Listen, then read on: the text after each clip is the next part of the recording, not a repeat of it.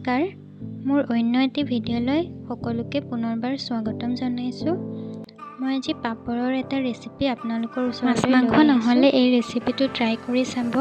খাবলৈ বহুত সোৱাদ লগা হয়। ৰেচিপিটো সম্পূৰ্ণ নিৰামিষ হয়, হ'লেও মাছ মাংস পিছ পেলাই দিব। পাপৰৰ এই ৰেচিপিটোৰ কাৰণে মই লৈছোঁ 2টা মিডিয়াম চাইজৰ আলু সৰু সৰুকৈ কাটি লৈছোঁ আৰু পাপৰ এটা লৈছোঁ। পাপৰটো সৰু সৰুকৈ টুকুৰা কৰি লৈছোঁ।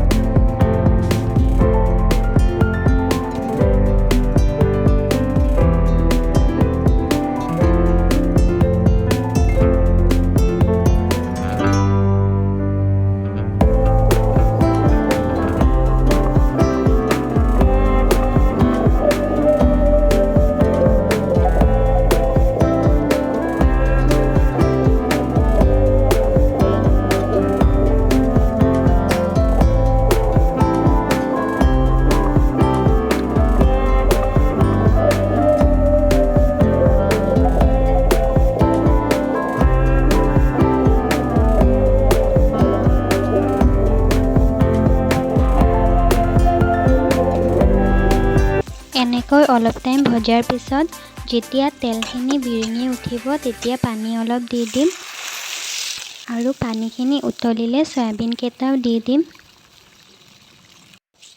কেঁচা জলকীয়া কেইটামান দি আকৌ অলপ টাইম ঢাকি দিম।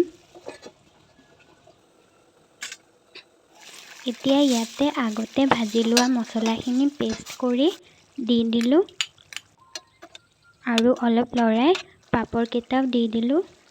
পাপৰ কেইটা দিয়াৰ পিছত অলপ লৰাই গেছটো অফ কৰি দিম। ৰেচিপিটো যদি চাই ভাল পালে প্লিজ লাইক আৰু শ্বেয়াৰ কৰি দিব আৰু কোনোবা যদি নতুনকৈ চাই আছে তেনেহ'লে প্লিজ ছাবস্ক্ৰাইব কৰি দিব।